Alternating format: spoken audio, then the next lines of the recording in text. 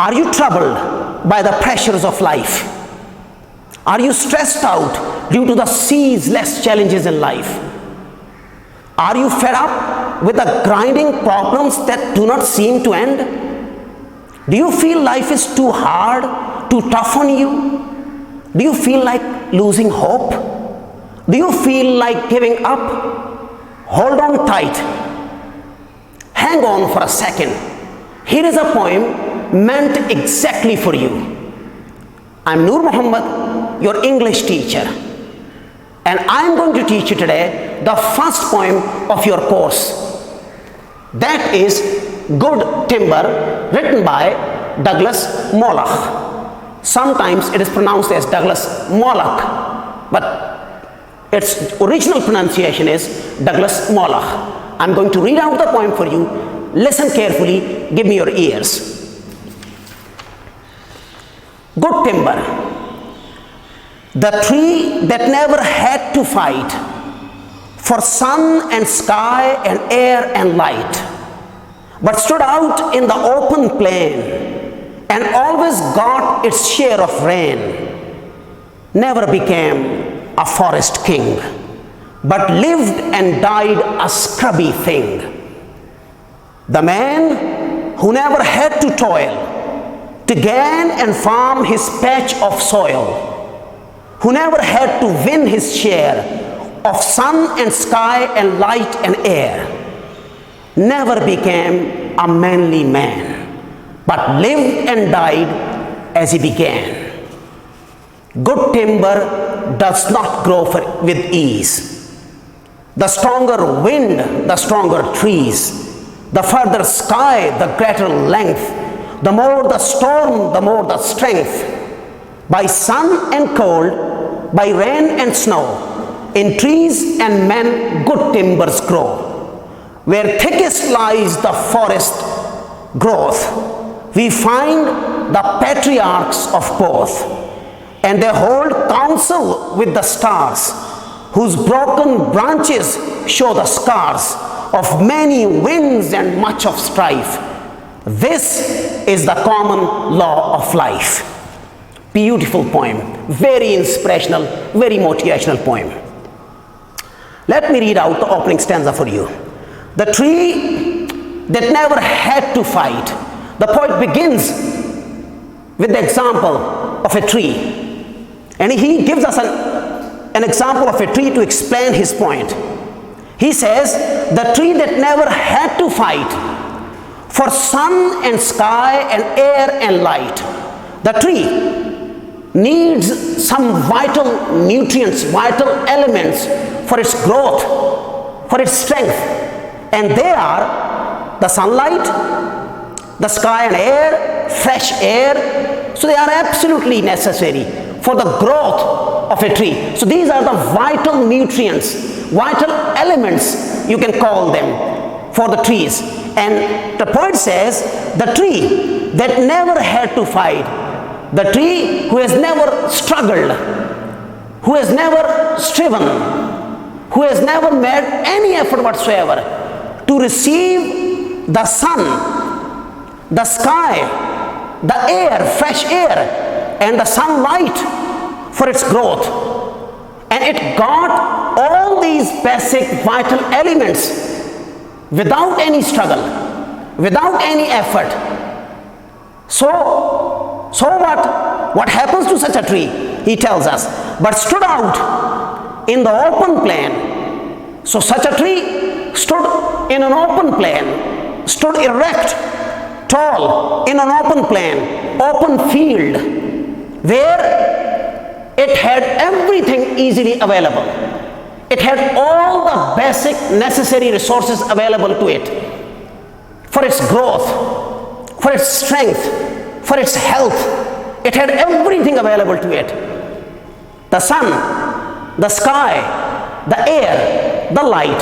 So what do you expect from such a tree that has every element, vital element at its disposal?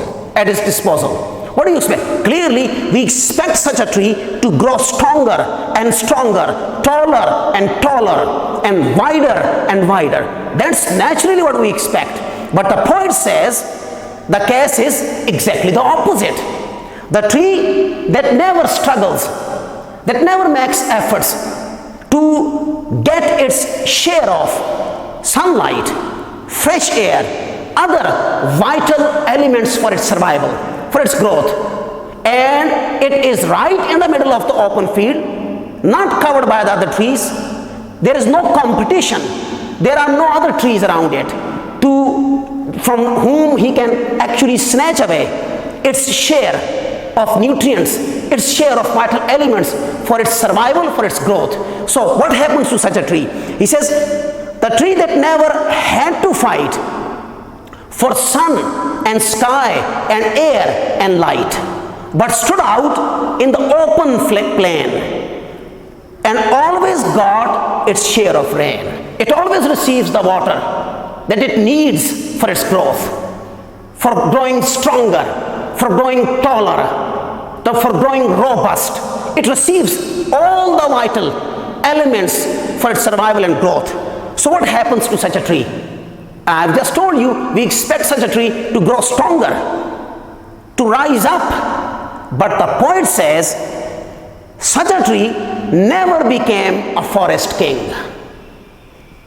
A tree like this, that has all the vital nutrients, all the vital elements of survival available, such a tree never turns into a giant, into a majestic king of the forest. The king doesn't literally mean king. The king of forest means a tree which is taller and stronger and more robust than all the other trees of the jungle. He says, a tree that stands alone in open field without any surrounding trees, it can never become the forest king. What happens? Let me tell you something about the advice, the guidelines that are given by the agriculturalists, the agriculture experts. They tell us that when you plant trees, you need to space them sufficiently. Don't plant trees close to each other. Why? Because when they grow, their branches get entangled to each other. They cover each other. And even when they are not at a proper space, at ground, their roots under the ground, they also get entangled. So they keep on competing for the sunlight. One tree covers the other tree covers the other, so they don't receive the sunlight, enough sunlight for growth. And in the same way, they don't receive enough water because they are planted too close to each other. So they fight for water, they fight for nutrients, they fight for everything, even underground. So this is the reason why the agriculturists, the agriculture experts advise us to space up the plantation. When you space up the plantation, one plant is really spaced up and it's away from the other one, only then it will be able to receive sufficient amount of rain, sufficient amount of nutrients, and also it will be able to receive the sunlight. And this is the reason why we are advised against planting trees under the bigger trees, under the shade of bigger trees. Why? Because a plant growing under the shade of a bigger tree will never turn into a giant. That's the agriculturists, that's the advice that we receive from the agriculturists. And what do you expect from the tree that is planted in the open field? We expect a tree without any surrounding trees in the open field to receive its share of sunlight, to receive its proper enough share of fresh air and also nutrients, and we expect it to grow stronger and taller. But the truth is exactly the opposite. That's what the poet says. Strange enough, this opening stanza seems to be paradoxical. It seems to be really contradictory. But let's see what exactly is the point that is made by the poet. The tree that never had to fight, the tree that never struggles, that never works hard for sun and sky and air and light to get its share of vital elements for its growth, like sunlight, like fresh air, but stood out in the open plain, and this tree is all alone in the open field, receiving the sunlight, receiving the rain, receiving and not sharing even the nutrients inside the earth, inside the dust, but stood out in the open plain and always got its share of rain. It always receives enough amount of rain for its growth, for its strength. Such a tree, the poet says, never became a forest king. Such a tree never ever becomes the king of the forest. It never turns into a gigantic, a majestic, a high-statured tree like those that grow in jungle, but lived and died instead. Paradoxically, such a tree that receives everything, every vital element for its growth, lived, it spends its life and dies, and it perishes away. A scrubby thing, an undergrown tree, a small pygmy tree. And scrubby thing is the exact opposite of forest king. The poet says, a tree that receives its share of air, fresh air, its air of sunlight, its air of rain, its share of nutrient, it does not grow enough to become a tall, gigantic, majestic king of the forest.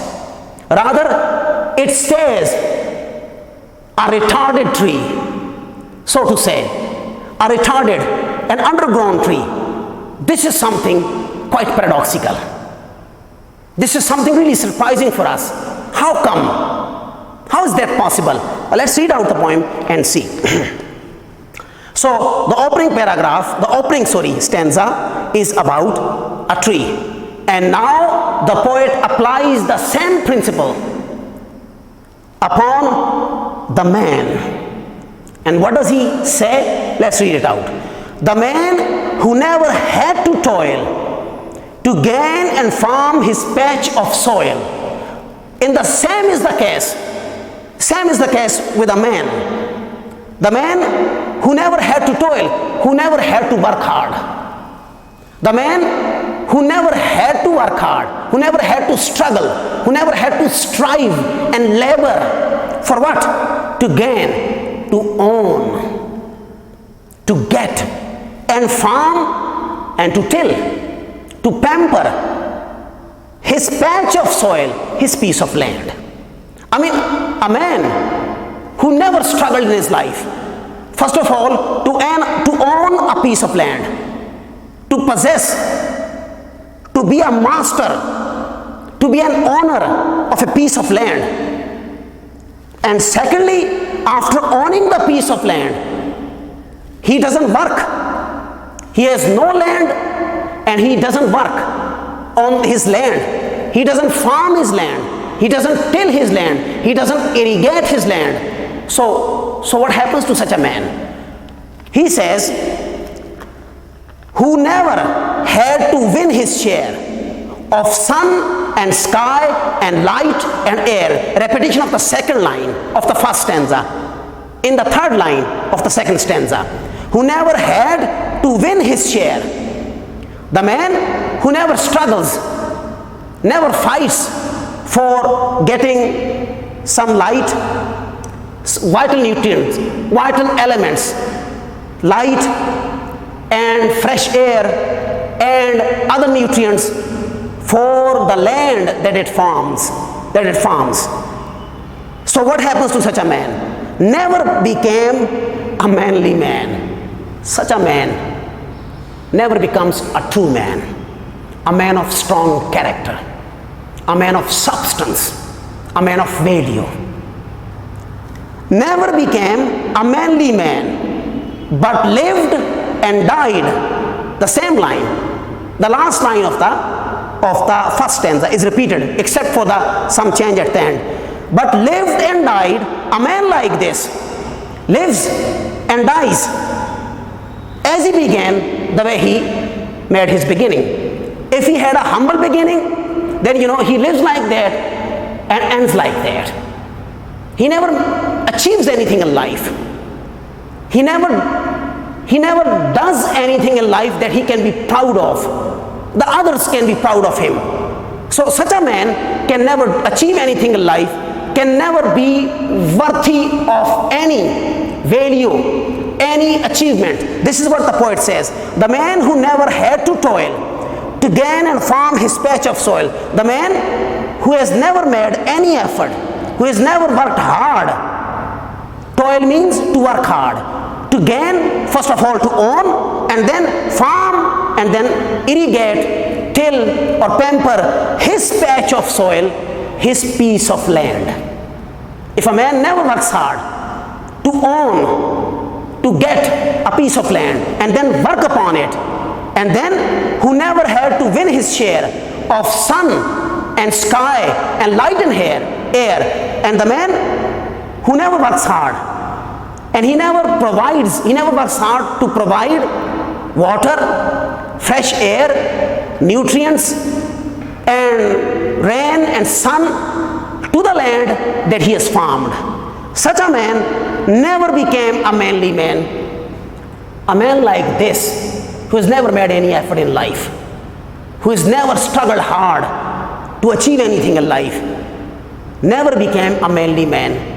He can never become a true man, a man of true character, a man of true achievement. Manly basically means the qualities, the admirable qualities that we expect from a man to have.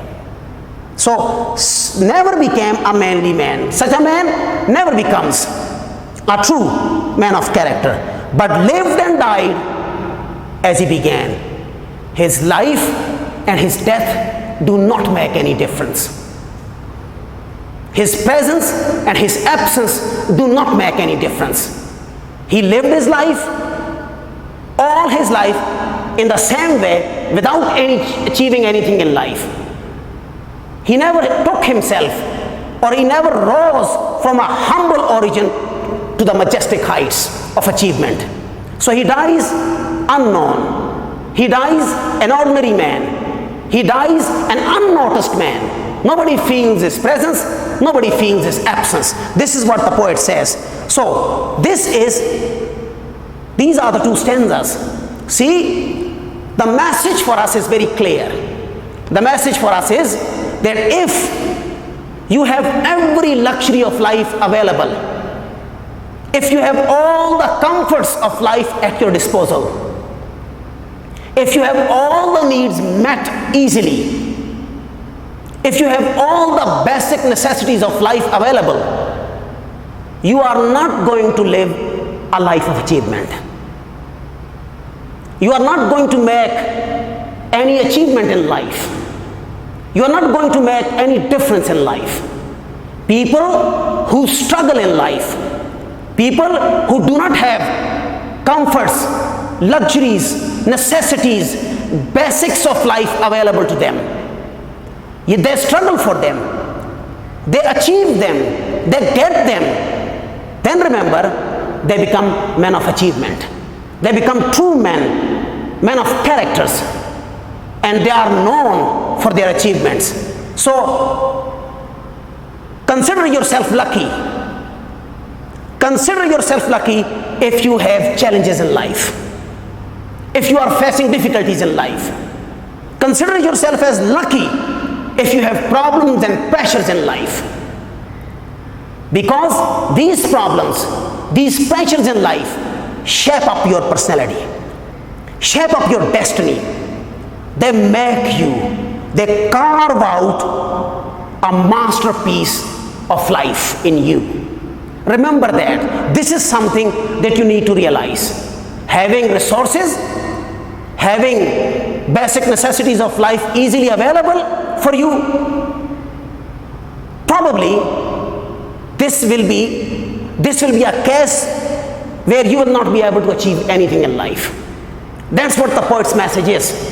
So troubles, tensions, stresses, difficulties and challenges, that they men of achievement.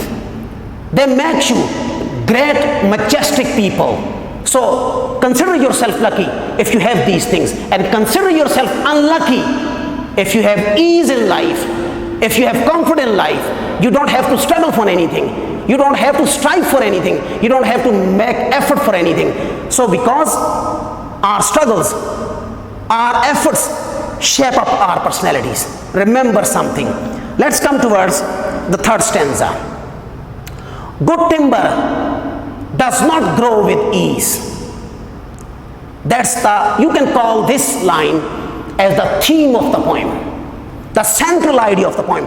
Good timber. Let me, kids, now talk about timber with you. What is timber? Timber basically means huge logs of wood that are used for building, for construction. Those mighty trees whose wood is used for construction purposes, that's called as timber. Or there is another word for it, lumber. We use this word for it. So the poet says that, and you know, this word timber means, I've just told you, large trees whose wood is used for building purposes, for construction purposes. And remember one thing more, timber is also a word that is used for a man of great qualities. Timber also means great personal qualities. Timber also means great character. So the poet has chosen a word timber, this word timber, for dual purposes. This can be applied upon trees, and this can also be applied upon men. Good timbers among trees are those that are mighty, that are majestic, that are heightened, tall and strong and robust. They are called as timbers. And among men of timber, men of good qualities, are those that have great characters, that have fantastic abilities and skills and talents in them. So timber means good qualities and good character in a man, and timber means those trees that are really tall and robust and whose wood is used for construction purposes. This is how this word timber has dual relationship. It has dual meaning. The poet says in the third stanza, good timber does not grow with ease. Good timber does not grow with ease. He says huge trees or great qualities in both senses. Huge trees, big mighty trees, and great people and mighty people and men of characters, they do not grow with ease. They do not become easily. It is very difficult to become a man of achievement, a man of strong character, and it is also very difficult to turn into a mighty, into a majestic, tall and robust tree. It isn't easy. He says good timber does not grow with ease. Remember, ease, comfort, they are the killers of your potential. They are the killers of your ability. So if you want to achieve something great in life, come out of ease, come out of comforts. Life begins where your comfort zone ends. So come out of your comfort zone, face the challenges of life, face the tough times in life, cope with the pressures of life. These things in life will turn you into a worthy man, into a man of great achievement, into a man of great value, a man of strong character. That's the case with trees, that's the case with humans. So if you want to do something, anything meaningful in life, you need to understand this important truth, a wise point. Good timber does not grow with ease. Let's talk about it. Great, mighty, majestic trees, they do not grow with ease. They have to face lots of challenges. They have to face lots of struggles. What are they? The stronger wind, the stronger trees. That's the truth. The winds that blow, the storms, the gales, the gusts of wind, they can uproot trees. Yes, there is a risk. Storms uproot trees, sometimes even stronger trees. But there is no life without risk. There is no life without challenges. So those trees that receive, that face storms, no doubt they are at the risk of being toppled down. They are at the risk of being uprooted. But at the same time, if they can successfully cope with these thunderstorms, with these gusts of winds and gales and squalls, then they will become stronger. Why? Because they have grown up by facing the tough challenges of stronger winds, of storms, of gales. Remember that the stronger wind, the stronger trees. If the winds that the trees face, if they are stronger, then the trees will grow stronger. So the strength of trees is directly proportional to the strength of winds, storms and gales that they face. That's a simple equation.